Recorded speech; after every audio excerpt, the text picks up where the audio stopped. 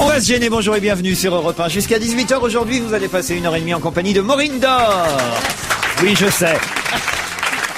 Bravo. Isabelle Motro. Une nouvelle dans l'émission aujourd'hui. C'est toujours agréable comme ça, d'inviter, de voir arriver des choses formidables. Quelqu'un de nouveau qui va amener un peu de fraîcheur, qui va amener un peu de... Parce qu'on a deux vieilles, la Maureen Dor et Isabelle Motro. Et ben voilà. Voici Virginie Lemoine. Virginie Lemoine à qui je vais présenter. Alors regardez bien, parce que vous ne les reverrez peut-être pas. D'un côté, alors ce monsieur à qui il faut faire très très attention parce que évidemment il peut dire n'importe quoi et très vite surtout. C'est Paul Vermus. Et de l'autre, ce monsieur dont le brushing est désormais célèbre, ce monsieur qui est l'intellectuel de l'émission, enfin du vendredi. Et c'est Philippe Alfonsi. Bravo.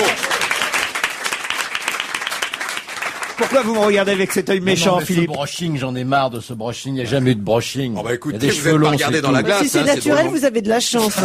Parce que moi, est-ce que j'ai un plat de nouilles, là, alors je suis obligé de mettre un bandeau pour faire quelque chose, vous voyez? Si je pouvais les faire tomber de temps en temps, ça serait bien. Vous avez un truc? Je peux vous prêter mon bandeau, si vous voulez. Oh non, il est déjà corse, et en plus il a un bandeau. C'est pour ça que je l'ai installé à côté de deux bombes, d'ailleurs. Oh, c'est pas gentil pour Maureen. Moi, je sens le pâté, donc non seulement je suis conne, je suis vieille, donc dans cette émission, et en plus de ça, je suis moche, ok? Non, je veux pas être méchante, mais t'es quand même un peu plus vieille que nous. C'est vrai. Merci. C'est vrai. Nous évoquions, il faut le dire, avec Isabelle Motro, on va faire un peu ancien combattant pendant 2 ou 3 minutes, mais nous évoquions avec Isabelle Motro et Virginie Lemoine le fait, et ça ne va pas nous rajeunir, le fait qu'il y a, 16 ans, il y a 16 ans, tous les trois, nous démarrions ensemble sur une autre radio, certes, je venais d'ici d'ailleurs, je venais d'Europe 1, puisque j'avais fait 2 ans ici à Europe avec Jean Amadou et Maryse, et je débarquais à France Inter, on démarrait avec Claude Villers, le vrai faux journal. Absolument. Et moi, je vous écoutais quand je rentrais de l'école. Quelle insolence! Il a fallu qu'il y ait de la place, ça, celle-là. Attends, Même si c'est pas vrai, je vais te le dire. Moi, je prenais des cours de rattrapage pour mon BEPC, je me souviens à l'époque. Oui, moi aussi j'étais gamin. Ah oui, j'étais gamin. tu mesures 1m20. Paul Vermus avait déjà 20 ans de journalisme derrière lui. Ah non, moi je vous ai connu bien avant. Je vous ai connu, vous aviez peut-être 20 ans, timide et brillant à la fois. Je suis arrivé à 23 ans à Paris. Si vous m'avez connu à 20 ans, c'est que vous avez fait un séjour au Havre. Qu'est-ce que vous vouliez faire au Havre? Qu'est-ce que vous voulez que j'aille faire là-bas, hein? Allez voir la plage, c'est Allez très voir joli. Laurent Ruquier, Voilà. sa famille, son établissement scolaire. Enfin, je suis peut-être le doyen, mais je vous ai connu avant tout le monde. Paul Vermus qui a tenu son pari, je tiens à le dire aux auditeurs, puisqu'il avait perdu, vous savez qu'il avait parié, il était absolument persuadé 2 jours avant l'investiture socialiste que Ségolène Royal ne serait pas élue candidate socialiste. Il avait c'est un visionnaire, hein, ce Vermus. Et finalement, il nous a invités à dîner puisqu'il a tenu son pari. C'était un dîner en jeu. Merci Paul encore. Merci, c'est une question d'honneur. Je pouvais pas faire J'ai autrement. pris tous les plats. Je sais. Non, mais je vous jure. Non, mais en plus, c'est incroyable parce que je dis je paye. En général, c'est vrai que c'est Laurent qui invite. Alors je dis je paye. Il prend 2 entrées. Je vous assure, j'ai jamais vu. S'il avait pris souvent les jeunes filles prennent 2 entrées, ils prennent rien d'autre après. Ça fait une petite. J'avais très faim, tout simplement. Non, 2 entrées plus le plat. Et vous avez pris le dessert. Oui. Non, ça, vous me l'avez fait gonfler la note. Et Heureusement que c'était chez Flunch. On peut même pas la passer en note de fraîche. Non, on ne peut plus la passer. Ça n'existe plus maintenant. On peut plus passer en note de frais. 2 petites entrées, franchement, un poireau vinaigrette Et vous avez pris ensuite des petites crevettes à la belge. une crevette à la belge, j'en ai une aussi aujourd'hui. Ouais, et fière de l'être, et d'être une crevette et d'être belge. Et puis alors, on peut aussi signaler, puisque Virginie Lemoine triomphe, hein. On peut dire le mot. On peut dire le mot parce que ça fait partie des pièces. Allez, je vais pas être très modeste, mais tant pis, puisque Paul Vermus le dit, ça fait partie des pièces qui remplissent mieux les théâtres. Voilà, j'ai la chance d'avoir écrit la pièce. Si c'était à refaire, et Virginie, Francis Perrin et Bernadette Lafont font un malheur au théâtre de la Renaissance. Et on se marre bien. Et merci Laurent d'avoir écrit cette pièce si drôle. Et alors, il faut le dire, parce que ça c'est quand même le hasard des rencontres. Maureen Dor va vous succéder dans quelques mois. Formidable. Oui, absolument. En tournée. En Merci, tournée pendant des J'ai réussi à m'en séparer plus tard. Pardon pour le théâtre, mais merci pour la radio. Et voilà, donc, eh bien, j'ai un challenge vachement difficile. Ça me fait bizarre quand même. Hein. Après Mergo, après Virginie, de Après passer Isabelle, derrière. oui, mais après moi, non, tu peux y aller tranquillou. Si, non. Et donc voilà. Mais c'est très excitant. Merci Laurent de me mettre dans ce challenge. En tout cas, tenez, on a un premier mail pour vous, Virginie Lemoine. En effet, Barbara qui écrit: La famille Lemoine s'agrandit. Candy. Merci docteur Jouvence. Docteur Jouvence et Francis Perrin dans la pièce. C'est quelqu'un qui est très renseigné. Elle s'appelle Barbara. Merci docteur Jouvence de nous prêter votre secrétaire, la belle et douce Virginie, qui sera ravie, je pense, de retrouver sa place auprès des anciens chroniqueurs de Laurent sur d'autres ondes. Bienvenue à bord, dit Barbara. Rendez compte. Je vous écoute en podcast depuis... Mais tout le monde nous écoute en podcast maintenant. C'est quoi ça? Mais moi, je vais arriver avec des décolletés énormes. Je vais faire... On nous voit quelque part? Mais elle est idiote sur le podcast. On voit pas. C'est quoi? Je connais rien.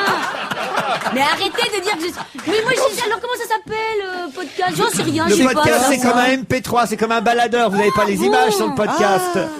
Je me disais, heureusement, je me suis mis un chiffon sur la tête, là. Je vous écoute en podcast depuis l'Italie. Je trouve que Maureen devrait être plus souvent à l'antenne, même si vous trouvez qu'elle parle trop. Pourquoi monsieur Paul Vermus n'est-il pas plus souvent invité? C'est l'un des rares à ne pas huer Nicolas Sarkozy avec Stevie. Monsieur Vermus, sachez que pour moi, vous êtes le meilleur de la bande à Ruquier. Faites-moi plaisir, venez plus souvent et vous bouclerez le bec à plus d'un. C'est signé ta maman. Plaisir, ça, oui. Oui, c'est vrai, faut équilibrer. Ça me paraît totalement juste. Les auditeurs ont du bon sens. Ben oui, il faut un sarkoziste dans cette équipe. J'ai jamais dit que j'étais sarkoziste. Alors, faudrait savoir. Non. Je suis neutre. Je suis médiateur avec quand même une certaine tendresse pour une droite intelligente. Dans l'émission de jeudi dernier, Paul Vermus vous a dit qu'il allait honorer son pari et vous payer le restaurant. Je n'ai pas très bien compris. C'est un pari réussi ou une punition pour l'équipe? Ça, c'est pas très gentil, ça. Non. Hein, c'est pas gentil. Maintenant, vous avez le ventre plein, tout ça, vous êtes content. Je vous attends pas pour manger à ma faim, quand même. Enfin, vous êtes quand même venu, hein. Vous avez honoré votre pari, hein. Vous étiez pas seul, on était nombreux autour de cette table. Pas une gonzesse, hein. Alors, est-ce qu'il a eu le C'était bien. Moi, je voulais faire honneur à l'amitié virile. Et voilà. De ce côté-là, on a été gâtés. J'ai eu une crainte terrible parce qu'au départ, je croyais que la troupe, c'était toute la troupe de Laurent que je vais inviter. C'est-à-dire, à mon avis, une bonne quarantaine de personnes, dont certains ont quand même des appétits féroces. Alors là, j'ai eu très peur et c'est vrai que là, c'était le salaire annuel qui passait. 40 personnes dans un bistrot, si vous prenez tous 2 entrées, plus le plat, etc. Dans un restaurant où vous payez pas. Alors, vous retirez immédiatement ce que vous venez de dire. Dans un restaurant où vous payez pas, Paul Vermus. Non, Laurent Ruquier, vous retirez immédiatement, hein. Vous voulez que je vous montre la facture? Ça serait pas très oui. Hein, je vais vous la montrer, la facture. Tiens, je l'ai là, la facture, hein. Hein, vous voulez faire le malin, hein? Vous voulez faire le malin? Voilà, vous allez la voir, la facture. Regardez, il n'a pas digéré encore. Paul Vermus sort son portefeuille. Ils m'ont fait un petit prix quand même. Oui, ils m'ont fait un petit prix, oui. Est-ce que vous faites la même chose quand vous invitez une dame au restaurant, comme ça? Laisse payer en général. Ah, voilà. Puis après, elle dit, regardez, ce que j'ai, là, Ils lui ont fait 50%. Ils ont fait 50%. Oh j'ai bien fait de prendre 2 entrées. Allez, on se retrouve après la pub.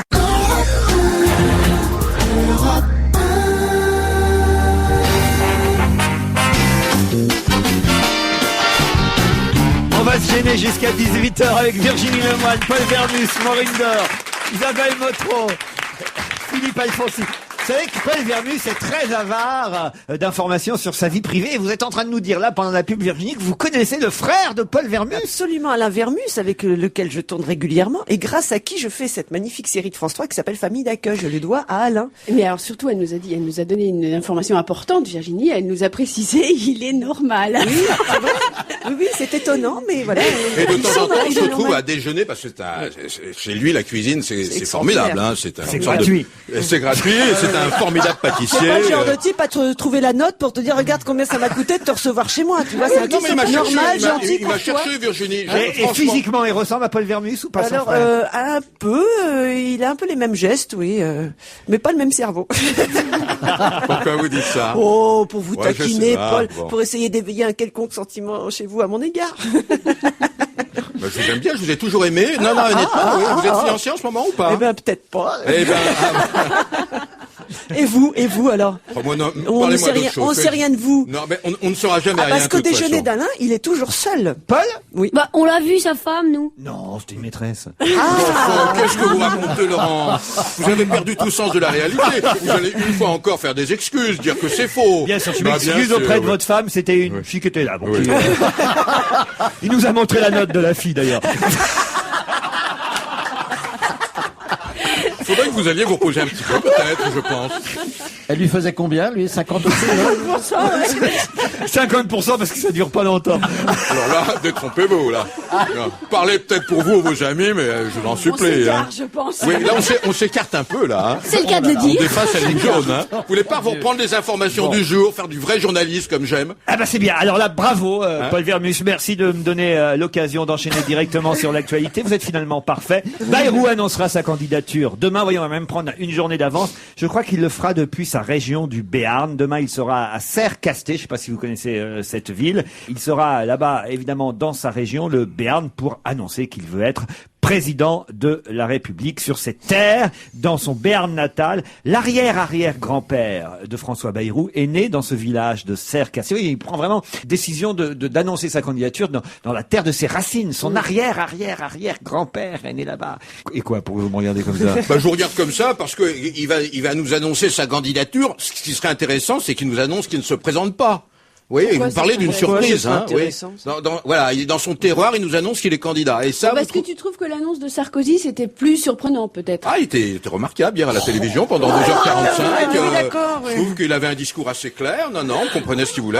Il y avait du volontarisme à la fois et du libéralisme. Non, c'était bien. Moi, je m'y attendais pas, en tout cas. Ah oui, moi aussi. Oh là là, ça m'a surpris. Il a un peu foiré son effet d'annonce, c'est vrai, mais il paraît qu'effectivement, hier soir, chez Arlette Chabot, il a plutôt été Bon, j'ai brillant. pas regardé 2h40, mais là, il était très à l'aise quand même. Il a été très gentil avec Ségolène Royal. Ah oui, qu'est-ce qu'il a parce dit? qu'à un moment, on lui a demandé s'il trouvait pas qu'elle était populiste. Et il a dit non, comment pouvez-vous dire une chose pareille? Absolument pas. Elle Évidemment, propose c'est des pas lui choses qui va commencer à dire ça. vis-à-vis desquelles je ne suis pas d'accord, mais vous n'avez pas insulté cette dame, pas du tout. Je me dis, oh. Alors Ségolène Royal, elle est arrivée au Liban hier. Je sais pas si vous avez vu les images. Elle se donne donc une posture désormais internationale. D'ailleurs assez rigolo parce que justement hier soir dans cette émission sur France 2, c'est peut-être le seul point sur lequel Nicolas Sarkozy l'a un peu attaqué, c'est de dire quand même, d'accord peut-être pour ses idées pour la France, mais au niveau international, il semble qu'elle ait, je résume, hein, je traduis ses propos, il semble qu'elle ait eu quand même quelques lacunes. Et pouf, au moment où il dit ça, elle est au Liban, reçue par le président Gemayel. C'est plutôt courageux d'ailleurs, parce que même l'ambassade de France à Beyrouth lui avait dit partez 24 heures avant.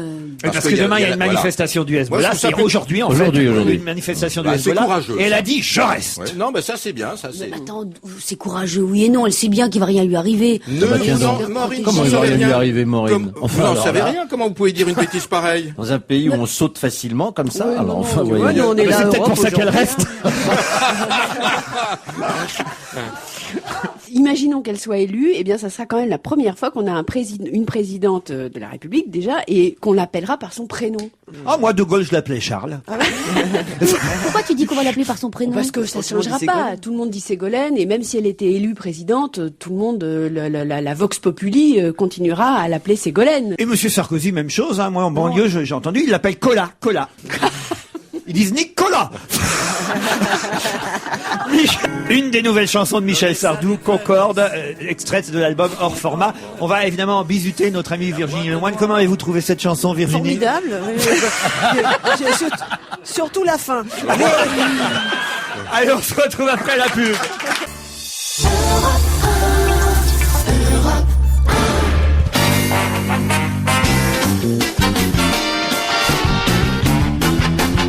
On va se gêner toujours avec Maureen Dor, Isabelle Motro, Virginie Lemoine, Paul Vermus et Philippe Alfonsi. Ah, on nous annonce un livre de Natacha Kampusch. Ah, vous vous souvenez évidemment qui est Natacha Kampusch, Maureen? Natacha Kampusch est cette jeune Allemande qui est restée pendant, Autrichienne, qui est restée pendant 8 ans, ou je sais pas combien de temps, oui c'est ça, 8 ans, dans une cave, gardée par un homme qui s'est suicidé dès qu'elle a pu sortir. Donc on n'a toujours que sa version des faits à elle, et elle n'a jamais parlé jusqu'à présent de ses relations avec son ravisseur. Peut-être qu'elle en Même parlera au médecin. dans le livre qui sortira le 25 janvier prochain, non? Moi, depuis le début de cette histoire, je me fais huer parce que je n'y crois pas. Alors à chaque fois on me dit mais comment, mais pourquoi, mais bon. Et j'ai eu la chance de rencontrer Boris Cyrulnik il y a pas très longtemps, donc l'éthologue qu'on connaît, et à qui j'ai demandé son avis, lui, de professionnel, entre guillemets, en lui disant, est-ce que ça vous semble, vous l'avez vu, qu'est-ce que vous en pensez de cette jeune femme? Et il a été catégorique, il m'a dit, moi je pense que ce n'est pas quelqu'un qui est resté enfermé 8 ans dans une cave. C'est clair. Alors, Elle n'a pas du tout la façon de s'exprimer, ni le comportement de quelqu'un qui aurait été privé de relations multiples, diverses et de différentes natures avec des tas de gens. Alors, on sait qu'elle est allée au ski avec son oui. ravisseur, mais enfin, peut-être quand même qu'elle était sous l'emprise psychologique de cet homme, et que elle n'avait pas idée, peut-être, d'aller voir ailleurs ou de se sauver, ou la peur même de se sauver. Elle a aussi rencontré un des copains, un des compagnons du ravisseur, où ils ont passé un moment ensemble. Ouais, enfin, plus ça va, plus on découvre qu'elle a aussi rencontré machin, puis le Puis là, on découvre dans la presse people allemande des photos d'elle dans des tenues un peu particulières. Oui, et puis elle va faire oui, en cuir, un peu dénudée, avec des chaînes, mais c'était pour s'amuser, dit-elle. Des photos où elle était gamine, mais des photos quand même assez suggestives. Paul, vous dites quand elle était gamine, c'était avant d'être kidnappée ou après? Écoutez, j'ai pas vu les photos, donc de ce côté-là, je ne rentrerai pas dans le détail, mais toute la presse allemande en parle. Je trouve cette histoire extrêmement douteuse quand même depuis le début. Ça existe quand même. Regardez Bernadette Chirac, 14 ans séquestrée à l'Élysée par le président de la République. Et leur demande. Tu sais qu'on a découvert des frais de photos bouche invraisemblables en plus. Alain Carr est mort. Alors, je sais pas si vous connaissez Alain Carr, ça vous dit quelque chose? Oui. Peut-être ceux qui ont utilisé sa méthode pour arrêter de fumer. C'est le mec qui est quand même mort d'un cancer du poumon. Voilà, le célèbre auteur de la méthode simple pour en finir avec la cigarette est mort mercredi à l'âge de 73 ans d'un cancer du poumon. Mais c'est peut-être la plus belle démonstration qu'il ait faite, le pauvre. Il a arrêté de fumer, là, en tout cas. Ah oui. Après avoir annoncé sa maladie en juillet 2006, il avouait quand même que les plus belles années de sa vie étaient celles qu'il avait passées depuis qu'il avait arrêté de fumer. Né en 34 en Angleterre, il avait été expert comptable pendant 30 ans. À cette époque, il fumait 4 à 5 paquets par jour, mais en 1983, il est arrivé à se passer des cigarettes absolument sans effort. Impressionné, il a donc conçu sa célèbre méthode qui connaît aujourd'hui en France et à travers le monde un véritable succès. Je crois même qu'il y a des cellules, enfin des groupes pas de réflexion, mais des groupes de comment on appelle ça d'ailleurs? Non pas de réflexologie non plus, mais comme les alcooliques anonymes. De sevrage. Moi d'ailleurs régulièrement on m'envoie un courrier. Peut-être même je vais y aller. J'hésite entre le médicament qu'on attend en janvier qui doit venir d'Allemagne. C'est un médicament qui vient d'Allemagne. Non mais je vous jure que c'est vrai. Mais juste du croire. Il arrive en janvier chez nous. C'est une méthode toute simple. C'est 8 ans dans une cave, en fait. Mais faut faire des photos en cuir avec des chaînes. Hein. Mais la méthode de l'homme dont vous parlez là, c'est quoi cette méthode? C'est une méthode, c'est un petit bouquin d'ailleurs qui existe, qu'on peut se procurer en librairie, qui vous décrit exactement les méfaits de la cigarette et ce que ça donne sur vous. C'est vrai que quand vous lisez ça, vous avez tout de suite envie de vous arrêter. Et il faut évidemment après une sorte de soutien psychologique, mais vous vous libérez seul de la cigarette uniquement avec la lecture de ce livre page par page. Moi, je regardais j'adorais ma grand-mère. Et je la regardais comme ça tous les jours. Je la voyais souvent.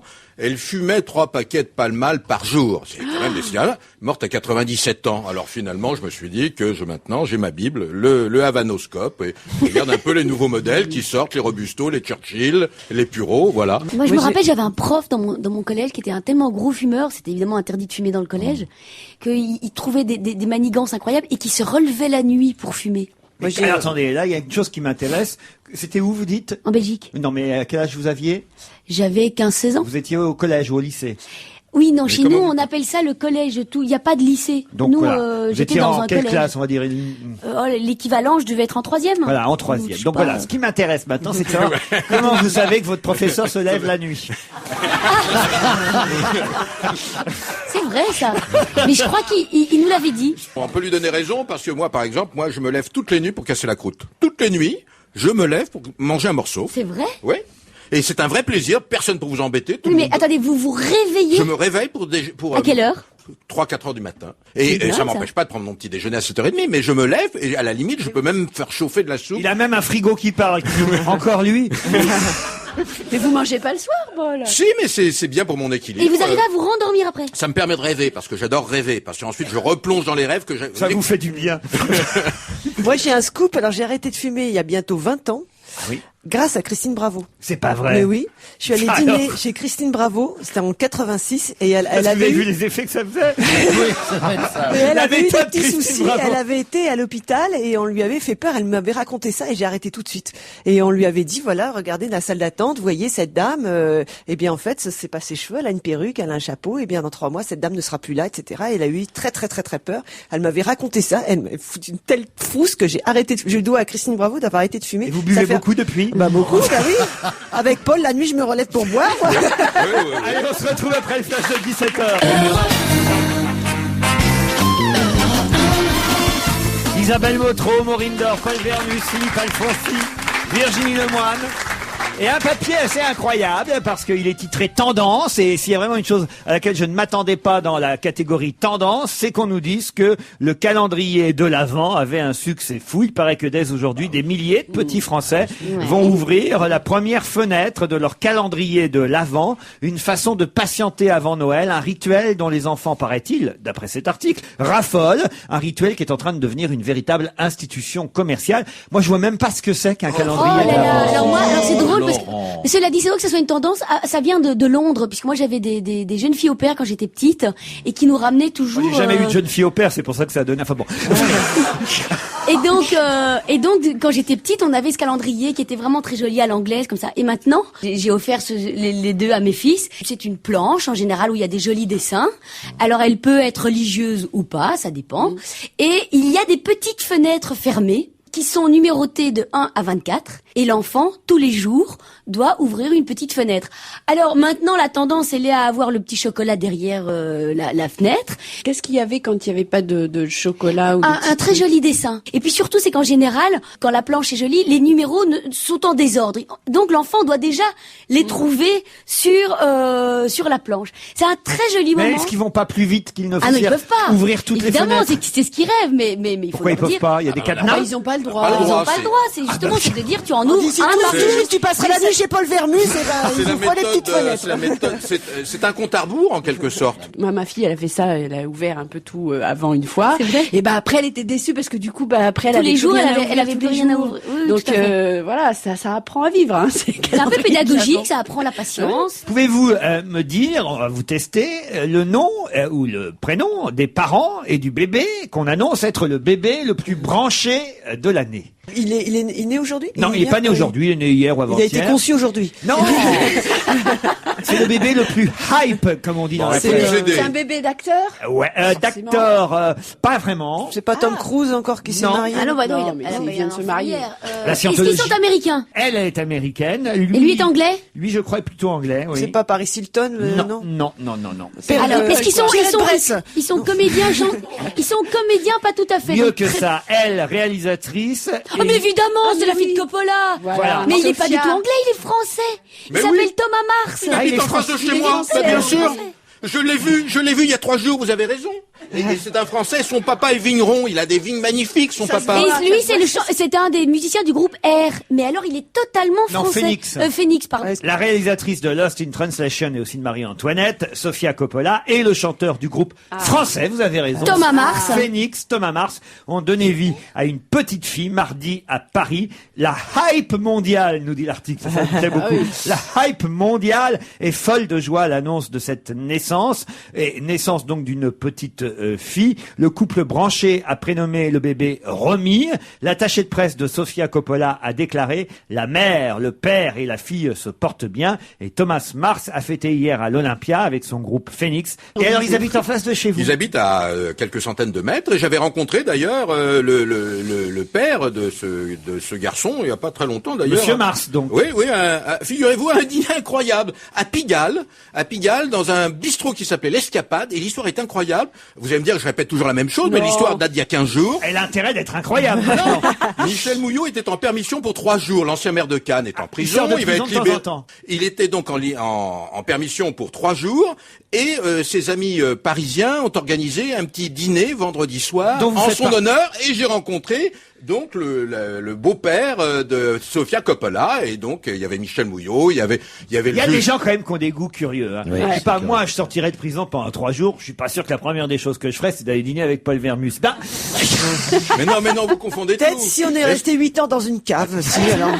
Non, il faut savoir. Là, il y a un sujet sur lequel vous êtes très sensible, c'est la fidélité. Vous êtes Oui, d'accord, oui, vous êtes oui. fidèle, hein, Oui, c'est vous aimez vrai. les gens fidèles. C'est vrai. Eh ben voilà, on a peut-être fait des bêtises dans sa vie, mais il a autour de lui des gens qui sont fidèles. Il n'en reste pas beaucoup, mais il y en a quelques-uns. alors, et comment il vit ces années de prison, le maire de Cannes? Bah, il écrit Non. des bouquins, il a le droit de téléphoner 1 ou 2 fois par semaine, donc il téléphone à ses amis. Moi, il m'arrive de l'avoir au téléphone. Il a une vie tout à fait normale, sauf qu'il n'a pas le droit de sortir, c'est tout, quoi. Je veux dire, c'est une prison qui est pas une prison effroyable, hein. Il est il est à côté de Paris. Et il a des permissions régulières pour dîner Et il a avec des vous. pas pour dîner. Vous voyez comment vous Non, mais quand même, c'est impressionnant s'il a droit à 1 ou 2 coups de fil par semaine et qu'il vous en consacre un. Non, C'est quand même assez bon, j'ai eu impressionnant. une fois au quoi. téléphone, c'est tout. On va pas généraliser. Vous êtes un peu la Béatrice Dalle de Cannes. Non mais ne généralisez pas. Je vous raconte une histoire qui est une anecdote et vous en faites un roman. Soyez gentil. Non mais ce type... pour une fois, je vais vous dire, Laurent, pour une fois, il me touche, là, le garçon. Ah oui? Là. Oui, je trouve ça très bien, moi. Je trouve ça que quand on a profité d'un type qui, bon, peut-être fait des tas de cochonneries, etc., des tas de conneries, et qui tombe, lui rester fidèle après, même s'il est tombé, c'est vrai qu'il ne doit pas y en avoir beaucoup. Hein. Mais, je trouve ça très bien. On se moque beaucoup de Paul Vermus. Vous savez que c'est un gars bien bête, mais bien. Vous retirez immédiatement ce que vous venez de dire encore une fois. Hein. Moi, je vous fais un compliment en plus. Non, il y a eu un petit mot avant qui me déplaît assez fortement. Et qui entend très très bien tous les mots. On se retrouve après la pub. Isabelle Motro, Maureen Dor, Paul Vermus, Philippe Alfonsi, Virginie Lemoine et notre envoyé spécial Jean-François Derek. Bonjour Jean-François. Bonjour à tous. Jean-François Derek, à propos de la journée mondiale de lutte contre le sida aujourd'hui partout en France et de l'arrivée dans tous les bureaux de tabac, normalement en tout cas dans 35 000 points de vente, même peut-être plus en vente, du préservatif, j'étais sûr que ça allait vous intéresser, du préservatif à 0,20 €, 20 centimes d'euros. Le gouvernement veut promouvoir la capote à 20 centimes pour les jeunes. Vous êtes où alors, au ministère de la Santé? Oui, effectivement, je suis en direct avec le ministre que je viens de rencontrer, qui est donc très très satisfait de son idée. Monsieur Xavier Bertrand. Alors j'ai lu que son préservatif à 20 centimes serait accessible dans au moins 30 000 points de vente. Oui, alors il veut qu'il y en ait partout, et alors il voudrait, je cite, que son usage devienne un réflexe chez les jeunes. Alors attention, il faut mettre en garde les jeunes, ça doit devenir un réflexe uniquement quand on a un partenaire. Sinon tout seul, c'est inutile. Hein. Évidemment, ça sans dire. Mais alors où est-ce qu'on va en trouver des préservatifs à 20 centimes? Bah écoutez, ils vont en installer partout. Alors dans les lycées, les facs, les pharmacies, les hôpitaux, les bureaux de tabac, les supermarchés. Donc, curieusement, uniquement dans des endroits où c'est pas très pratique ni recommandé d'avoir des rapports sexuels. C'est pas faux. L'important, évidemment, c'est de favoriser la prévention, évidemment, pour inciter les jeunes à utiliser le préservatif et pas seulement, évidemment, dans les points de vente. On l'utilise chez soi, il faut rentrer à la maison, Derek. D'accord. Oui, non, parce que je me disais aussi que c'était pas très pratique d'avoir un rapport dans un bureau de tabac ou à la caisse d'un supermarché. L'important est de savoir si ces préservatifs sont d'aussi bonne qualité puisqu'ils sont moins chers que les autres, alors. Ah oui, alors tout à fait. En plus, ils ont un look jeune avec des têtes de Mickey, tout ça. Alors, entre parenthèses, j'ai dû user d'un subterfuge pour les essayer. Ah bon, pourquoi? Eh ben oui, je voulais en acheter un. On m'a dit, ah ben non, vous n'y avez pas droit, c'est pour les jeunes. Ben j'ai dit oui, mais je suis un ancien jeune. Ah non, on me dit pas question. Alors finalement, j'ai dû tricher et dire que c'était pour mon petit garçon. C'est un comble, non? Je suppose que les vrais jeunes que vous avez rencontrés se réjouissent quand même de cette mesure. Un préservatif moins cher. Alors oui, certains, mais pas tous. Alors par exemple, les jeunes catholiques trouvent que c'est une incitation à la débauche. Par contre, alors les jeunes trotskistes pensent que c'est un coup monté du lobby des fabricants de latex et des cafetiers. Je comprends pas très bien. Eh ben, écoutez, oui, selon eux, en fait, c'est pour écouler leur stock que ces lobbies essayent de faire croire aux jeunes qu'une relation sexuelle ne coûte que 20 centimes, alors qu'en réalité, ça coûte beaucoup plus. Comment ça? Eh ben oui, c'est pas faux. Parce que avant de l'utiliser, le préservatif, il faut déjà rencontrer quelqu'un. Oui. Il faut l'inviter à boire un verre. Puis au restaurant, en boîte de nuit, et tout ça, ça coûte. Oui. Puis attention, ça marche pas toujours du premier coup. Il y a même des filles qu'il faut inviter jusqu'à 2 ou 3 fois pour arriver à ses fins. Bon, je vous citerai pas de nom, mais enfin, je sais qu'il y en a autour de votre table. Hein. Chaque fois que quelqu'un veut prendre une bonne mesure dans ce pays, dans le gouvernement, il y a toujours des gens pour râler comme vous, Derek. Ah non, moi je ne suis que l'ambassadeur des râleurs. Alors qu'est-ce que vous proposez alors? Ah ben moi je ne proposerai, les trotskistes proposent un effort d'éducation et de formation pour que les filles arrêtent de croire cette vieille superstition selon laquelle il ne faut jamais coucher le premier soir. Ah oui? Eh ben oui, donc en conclusion les filles, couchez le premier soir et vous ferez échec au lobby du latex. Et pour une fois, je suis d'accord avec les trotskistes. Allez, on vous retrouve demain, Jean-François Derek. Non, lundi. Ah oui, lundi. Demain, lundi, si vous le voulez bien. À lundi, si vous le voulez bien. Bon, on veut bien, oui, pourquoi pas. Alors, c'est vrai que c'est une bonne mesure, le préservatif à 20 centimes d'euros, parce que quand même, c'est assez cher. C'est vrai, la capote, il faut le dire, et ça reste quand même le meilleur moyen de prévention contre le sida. Avec la fidélité, ça va de soi. C'est surtout ça qu'il faut dire que la capote, parce qu'elle est un peu, chez les jeunes ados, là, ils sont en train de réavoir des mauvais réflexes quand même. Hein. Ah oui? Oui, des réflexes où ils disent non, mais j'ai pas besoin de mettre une capote parce que ma copine prend la pilule. Donc ça n'a quand même strictement rien à voir. par rapport au sida. Ils sont en train de reperdre le réflexe capote. De plus en plus des garçons disent aux filles, pourquoi c'est moi qui dois mettre la capote? Pourquoi est-ce que c'est pas toi qui va utiliser le préservatif féminin? Et donc une fois de plus, les garçons vont se défausser en demandant que ça soit les filles qui prennent la responsabilité. Ce qu'ils n'ont pas vu, c'est à quoi ça ressemble un préservatif féminin. Ah oui, c'est assez compliqué à mettre. C'est assez compliqué à faire, à mettre. En général, non, c'est pour ça. Il faut que les garçons maintiennent la pression, le préservatif chez les garçons et pas chez les filles. Trop difficile à mettre. Mais est-ce que le préservatif féminin n'est pas plus fiable parce que ça craque, les préservatifs. Je sais que j'en ai jamais utilisé, j'ai pas jamais de rapport sexuel.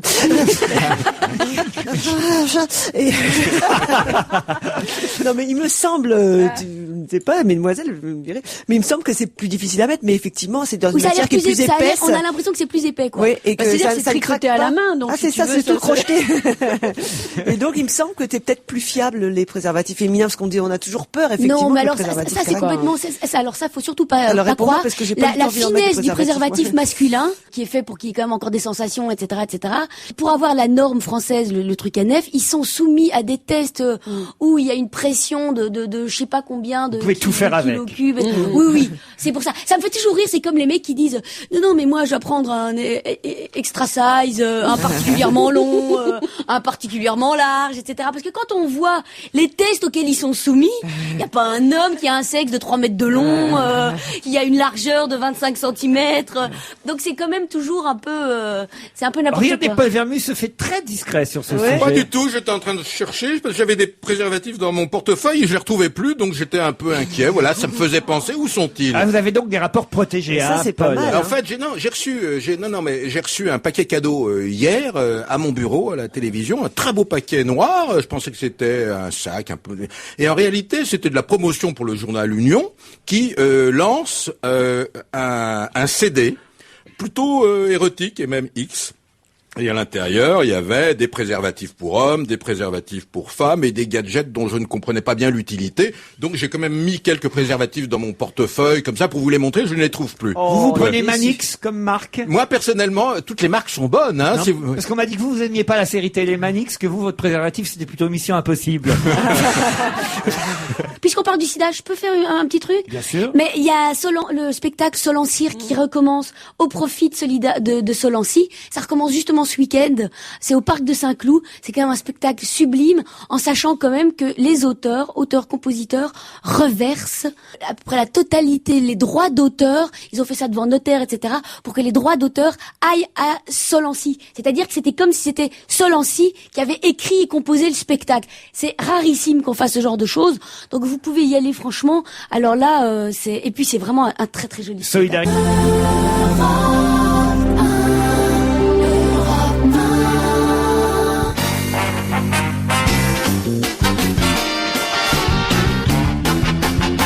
Isabelle Motro, Maureen Dor, Virginie Lemoine, Philippe Alfonsi, Paul Vermus vont vous donner leur avis sur le livre du vendredi, le livre de la semaine, signé Mario Vargas Llosa, Tours et détours de la vilaine fille. C'est le titre, c'est un roman publié chez Gallimard. Alors à qui je demande le pitch? Virginie, vous l'avez lu? Alors en partie, j'ai pas terminé parce que comme je travaille beaucoup le soir et que je vais au théâtre, donc j'en ai lu à peu près la moitié. Je me suis régalée parce que j'étais un petit peu, j'ai toujours un peu de mal à rentrer dans l'univers des auteurs sud-américains. Ah. C'est pas très heureux de l'avouer, mais c'est vrai. J'ai pas terminé 100 ans de solitude et la fête au bouc d'ailleurs du même auteur, j'avais commencé, ça m'avait passionné, je suis partie en tournée, je l'ai repris, je savais plus où j'en étais et je me régale. Alors vous pouvez pitcher si vous avez, parce que c'est bien, parce que comme ça moi vous raconterez pas la fin. Voilà, absolument. Alors c'est l'histoire d'une passion d'un homme pour une femme dont on ne sait pas grand-chose finalement, on donne des détails tellement intimes qu'on brouille les pistes, on ne la connaît pas, on ne sait pas son nom, elle change tout le temps de nom. Cet homme vit sa vie, il est traducteur d'origine péruvienne, il vit à Paris, il a aussi une passion pour Paris. Et puis cette femme ponctue sa vie et il la retrouve toujours sans la chercher, comme ça, avec une émotion terrible. Il la retrouve toujours dans des situations très étonnantes. Et pour l'instant, j'en suis là et j'ai grand plaisir à le lire. J'espère qu'on va pas trop me dévoiler Moi, j'insisterai. Au départ, je me suis dit, c'est un bouquin de Fred Vargas. Vous savez que je vous ai pas donné la parole, Paul Vermus. Je suis tellement bien chez vous. C'était mon tour. Je suis tellement bien. Alors, Tour et détour de la vilaine fille par Paul Vermus, allez-y. Non, au départ, je me dis, c'est un bouquin de Fred Vargas, chic, un polar. J'adore. Voilà. Et puis, je regarde, je commence à lire, et c'est vrai que la couverture ressemblait un peu à la musique de Piazza Razzola, ou d'Alfredo Arias. Puis je rentre dans le livre, et c'est vrai que c'est de la pure littérature. On voit de très belles jambes avec des talons aiguilles, comme chaussures, alors qui montent dans une voiture, il faut le dire, jambes féminines, avec une main gantée, un gant blanc. C'est très sexy, je dois dire. J'imagine que c'est Nathalie Baye, je sais pas pourquoi. Elle, je reconnais les jambes de... Pourtant, je les connais pas, les jambes de Nathalie Baye, mais ça me fait penser à Nathalie Baye. C'est dans les années 50, là, on voit un petit peu des bouts de voiture, des choses comme ça. Alors, ce que je voulais dire, moi, ça me rappelle la chanson de Gainsbourg, Je t'aime, moi non plus. Parce que finalement, vous parlez de ce garçon, ce héros, c'est vrai que c'est un guide touristique, ce livre. Il se retrouve à Paris, il se retrouve à Londres, cette vilaine fille, c'est ça tout l'intérêt. Il faut le dire, c'est une garce. Je trouve que c'est une garce, elle pense qu'elle a l'argent, elle va séduire un diplomate et elle lui prend son argent. Lui, en fait, c'est l'histoire d'une obsession amoureuse. Voilà ce que je pense. Il le sait, de toute façon, que c'est une garce. Dès le début, leur rencontre, elle a 15 ans et de toute façon... Ouais. Alors, ils arrêtent pas. Bon, c'est vrai, ils se rencontreront pendant des années et des années et des années. C'est un bouquin, tiens, j'ai lu, oui, ça c'est voilà. Je trouve que l'héroïne est tout à fait... Vous allez retrouver dans vos notes. Non, entendre Monique Plantel. Une seconde non, mais soyez, je trouve que... Ah oui, très bien, c'est intéressant ce que vous dites. J'ai encore rien dit. Le Figaro écrivait, mais moi je trouvais ça, c'est marrant, c'est pétillant comme les meilleures limonades. Eh ben, je trouvais la formule, c'est pas moi qui l'ai inventé, c'est le Figaro, je trouvais la formule tout à fait justifiée. Mais c'est un joli livre. T'as bien fait de prendre la parole. Ouais. Bah écoutez, c'est pas mon métier, critique littéraire. Moi j'ai passé un bon moment. Vous savez, des livres, venez chez moi, vous verrez tous les livres que j'ai. Non mais c'est vrai, Mais il faut les lire en même temps. Bah oui, non mais ça décore bien la maison quand même. Maureen Dor. Alors, moi j'ai beaucoup aimé ce livre, alors que a priori j'avais pas du tout envie de le lire. Je m'étais dit, non, j'avais envie de lire un polar. Enfin bon, bref. Et j'ai trouvé que c'était un livre très subtil, parce que là, la manière dont ils nous le décrivent, à la fois c'est vrai, il y a cette histoire de cette passion amoureuse de cet homme qu'elle appelle mon bon garçon. Et on pourrait croire que le terme « mon bon garçon », c'est un terme péjoratif, qu'on dise comme ça « mon bon garçon ». On n'a pas envie d'être le bon garçon de quiconque. Eh bien, ce livre va par petites touches très subtiles, je trouve, faire un deuxième tableau, une sorte de sous-couche sous ce tableau-là, de ce que c'est que finalement... Parce que cette fille reproche toujours à cet homme de ne pas avoir d'ambition. Elle lui dit, mais tu n'as aucune ambition. Toi, ta seule ambition, c'était de vivre à Paris et d'être traducteur, même pas chef traducteur, même pas grand traducteur, tu voulais être traducteur à Paris. Et est-ce que c'est pas la plus grande des ambitions que de maintenir un amour et d'être toujours là? Oui, parce que son ambition, c'est d'être c'est de l'aimer, en fait. Et c'est d'être aimé par cette fille. Et son ambition à lui, c'est de dire, cette fille qui ne m'aime pas, eh bien, je veux qu'elle m'aime. Et ce bouquin va par petites touches nous faire comprendre qu'on peut être aimé. Moi, j'ai trouvé ça très joli. Je pense que c'est un livre qui reste un peu dans la tête, quand même. Il se passe des trucs, on se pose des questions. Enfin, moi, Ce qui est amusant, c'est que le livre est évidemment traduit, lui aussi, de l'espagnol péruvien par Albert Bensoussan. Et j'imagine le traducteur qui traduit un livre sur l'histoire d'un traducteur, quelque part, ça doit être rigolo. Philippe Alfonsi. C'est un très beau livre parce que c'est non seulement une très très belle histoire d'amour, parce que c'est une histoire d'amour. Et une histoire d'amour dans toute sa complexité. Cette femme n'est pas une garce, c'est une femme pauvre, qui est née vraiment dans ce qu'on peut, vraiment la société péruvienne la plus pauvre, la plus affreuse. La rencontre avec son père au cours du bouquin est formidable. Bon. On dit beaucoup déjà. Bon, c'est une femme pauvre. C'est une femme qui va par tous les moyens s'élever dans la société. Mais elle aime l'argent, elle est vénale. Bien sûr. Elle est intéressée. Non, attends, elle s'élève dans la société. Elle veut s'élever elle est pleine d'ambition. Elle veut y arriver. Et ce qui est formidable, c'est que, alors qu'ils se sont connus, j'allais dire gamins, toute sa vie, il va retrouver cette femme, en effet, par hasard, à chaque fois, c'est ça qui est formidable. Et au-delà de l'histoire d'amour, qui est très belle, et je ne dévoile pas la fin parce qu'il y a en effet une vraie histoire bouclée, très très belle histoire. Et au-delà de ça, il y a une traversée du monde, de l'Europe, de la politique, formidable, je veux dire. Il y a la période révolutionnaire des années 50-60, chez les guerrilleros, c'est les meilleurs potes, etc., qui sont à Paris, qui vont les faire massacrer au Pérou. Il y a ensuite la période hippie, qui est formidablement décrite à Londres, mais magnifique, mais vraiment, c'est splendide. Et puis, il y a quand même une petite touche marrante.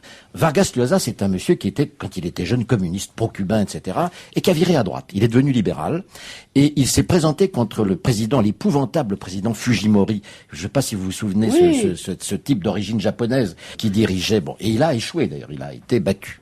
Bien que de droite, il a été battu. Et la touche amusante dans le bouquin, c'est que le personnage le plus épouvantable épouvantable. C'est un japonais. Mais alors épouvantable. C'est un personnage, mais à dégueuler, épouvantable. Et il est japonais. Et c'est Fujimori. Mais c'est clair. Il se venge, en fait. Ah oui, mais alors il y a un règlement de compte fabuleux avec Fujimori. Bon, il y a cette traversée, donc très belle histoire d'amour avec une traversée du siècle. Tout à fait bien racontée, avec plein de détails, des odeurs, des articles de journaux. C'est très. Et là, je crois vous parliez de Ben Soussan, le traducteur. Ben, c'est la première fois. On n'a pas du tout l'impression que c'est un livre traduit. C'est de la pure littérature, alors que c'est traduit. Et là, chapeau. Mario Vargas Llosa, Tour et détour de la vilaine fille. Isabelle Motro. Moi, j'ai rien à ajouter à ce que vous avez dit. Je suis tout à fait d'accord. J'ai trouvé ça complètement envoûtant. Et je voulais juste alors ajouter ma pierre à l'édifice en faveur de ce roman en citant un petit extrait parce que quand même je trouve c'est beau comme langue.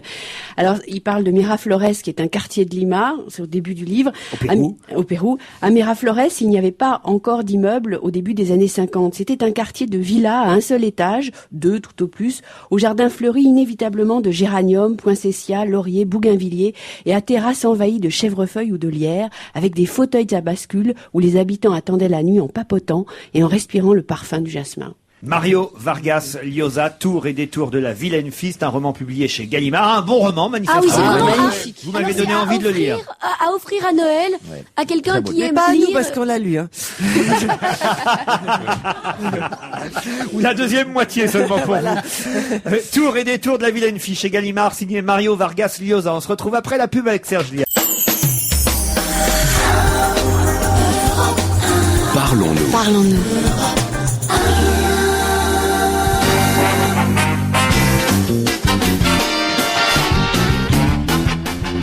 On va se gêner avec Serge Liado, comme promis. Monsieur Chanson, bonjour.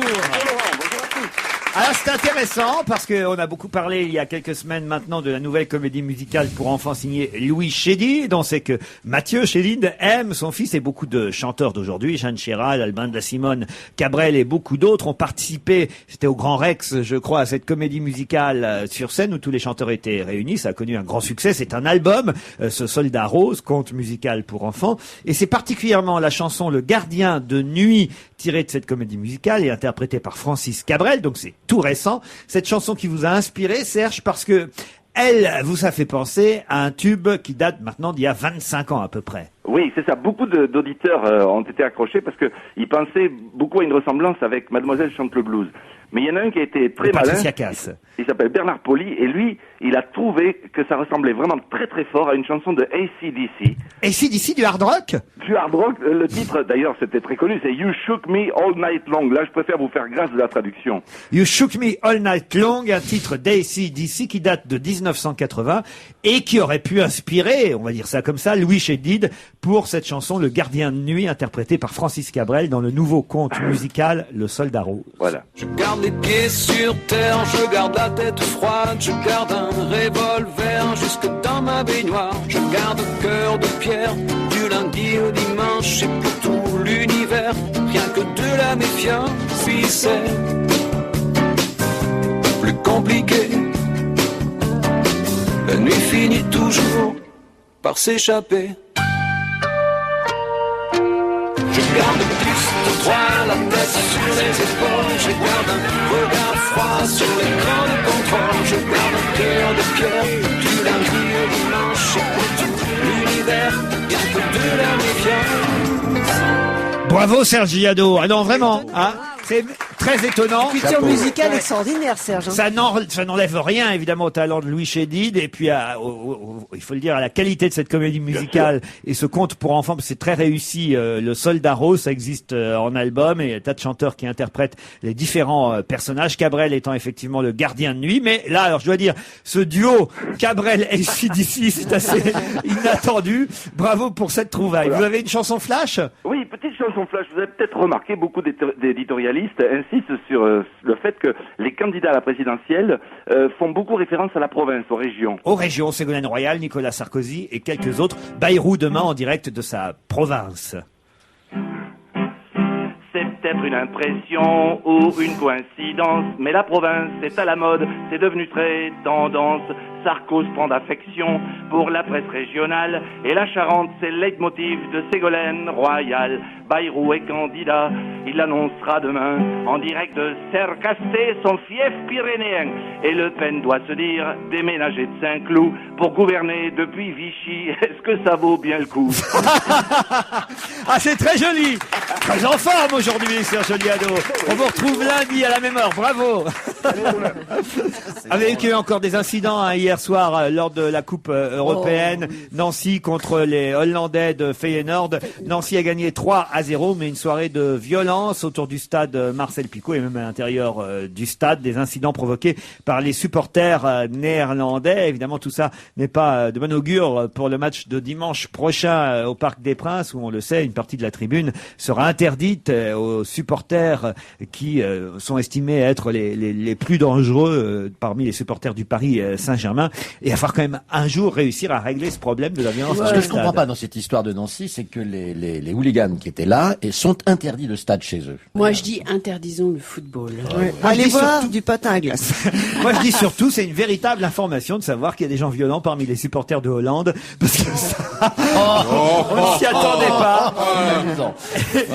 Et on va enchaîner avec Jerry Lee Lewis et Bruce Springsteen, un nouvel album de Jerry Lee Lewis, qui doit plus être tout jeune quand même. L'album est sorti il y a quelques jours.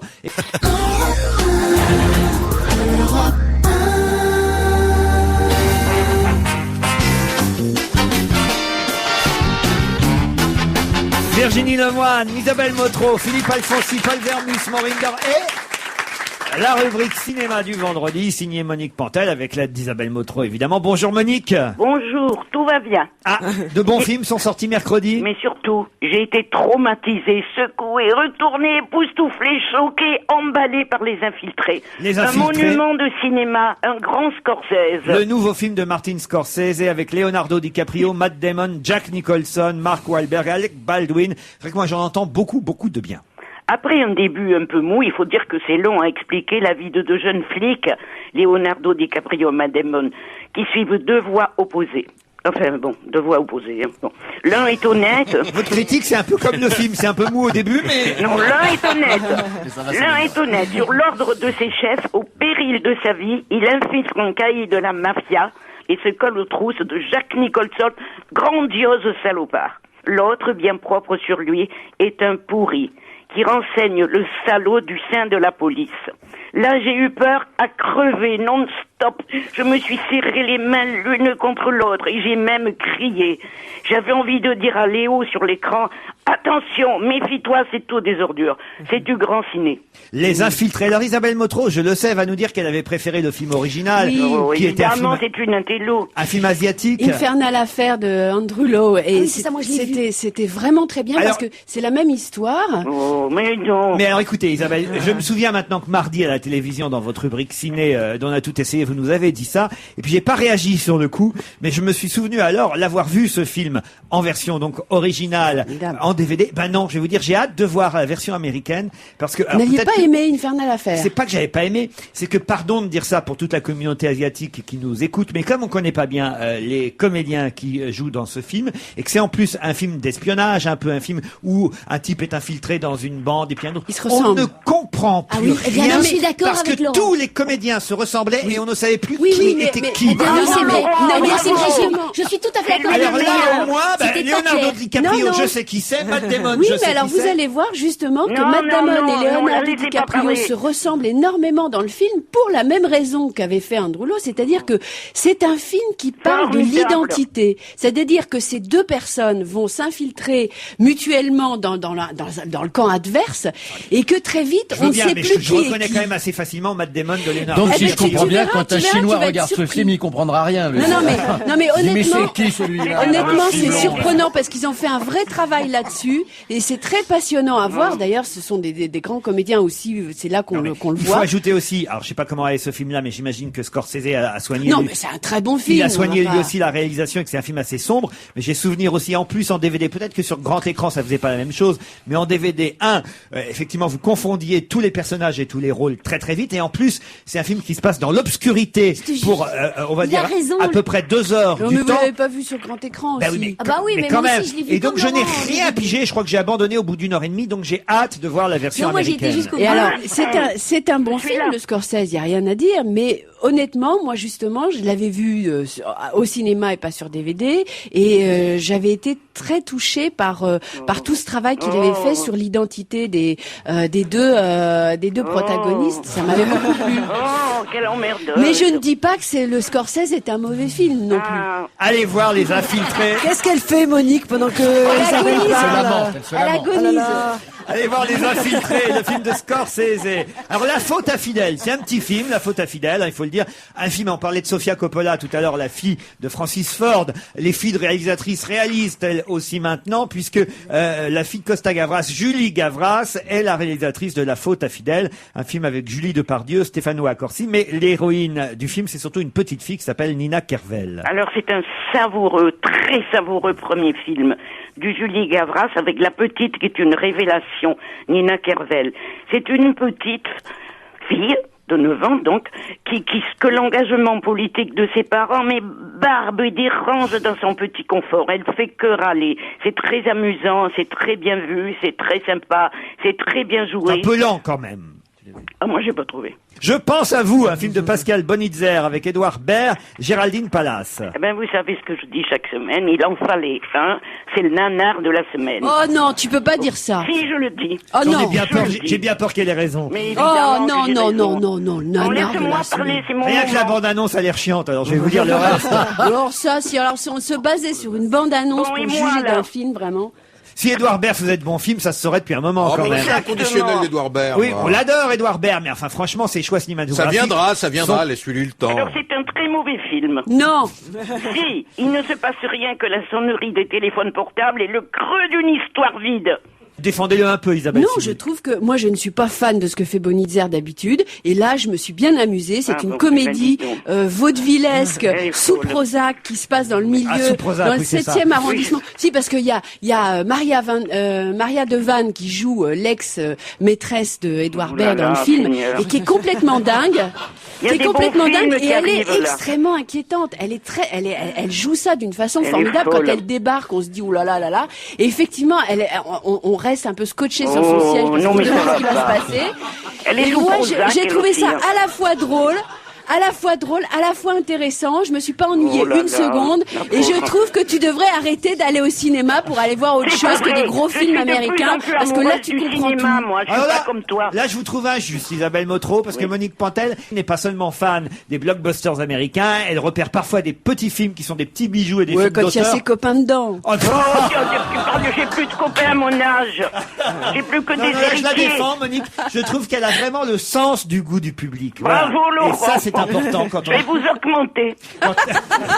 Quand on est critique cinéma. Alors, je sais que vous avez aimé aussi Black Book, beaucoup. Le film de Paul Verhoeven. Et là, je crois que ça va vous faire au moins un point commun avec Isabelle Motro. Un film avec Carice Van Houten et Sébastien Corr.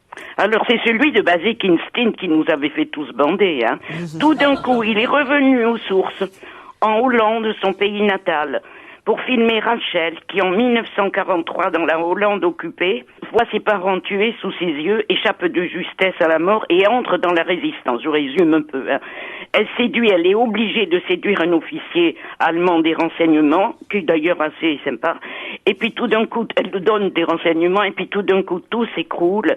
On la croit, les résistants, ses copains, croient qu'elle les a trahis. C'est épouvantable, je pleurais vraiment. C'est du très bon cinéma, et voilà. 2h37, 237 en version originale. Et là, il s'agit d'un film australien. Et il faut le voir. Parce que le réalisateur, il a 22 ans. Et ça dure 1h33 et non pas 2h37 il a 22 comme le titre. ans, le réalisateur? Il a 22 ans. Et il lui est arrivé la même chose que dans le film. C'est-à-dire que son meilleur ami s'est suicidé et lui a envoyé une lettre vidéo, je sais pas ce que ça veut dire, mais enfin, une lettre vidéo pour dire pourquoi il s'était suicidé. Alors donc, il a reconstitué la journée dans une école où on retrouve un ado suicidé dans les toilettes et on interroge ses copains pour savoir ce qui s'est passé. C'est passionnant comme un polar. Et c'est très triste, évidemment, et ça marche pas du tout. C'est ce qui est encore plus triste. Ce qui marche pas du tout, c'est, vous voulez dire, le public. Le public. Mais c'est un bon film. Oh, c'est formidable. Moi, j'ai pleuré. J'ai beaucoup pleuré cette semaine. Alors, il faut donner, tu pleures tout le temps. Il faut donner un coup de main à ce film. Si vous dites qu'effectivement, il fait pas beaucoup d'entrées et que c'est un bon film, on va redire comment ce film s'appelle. 2h37. Donc, j'imagine que c'est dans peu de salles en France, mais si vous pouvez, allez-y. 2h37, titre original 237. Mais le film de la semaine pour vous, Monique Pontel, c'est le film de Scorsese, Les Infiltrés. Vous avez plutôt aimé aussi, pour résumer, La Faute à Fidèle, le petit film de Julie Gavras. Je lui prédis une jolie carrière. Avec Julie Depardieu et Stefano Accorsi. Vous conseillez aussi Black Book, quand même. Ah ben oui. Voilà. Et ce film australien, 2h37. Et puis vraiment, si vous tenez à faire plaisir à Isabelle Motro et Édouard Baird, pourquoi pas le film de Pascal Bonitzer, Je pense à vous. Ça vous va comme résumé? De lui faire plaisir du tout. Allez, quelques conseils pour le week-end. On se retrouve nous lundi à 16h30. Bye bye.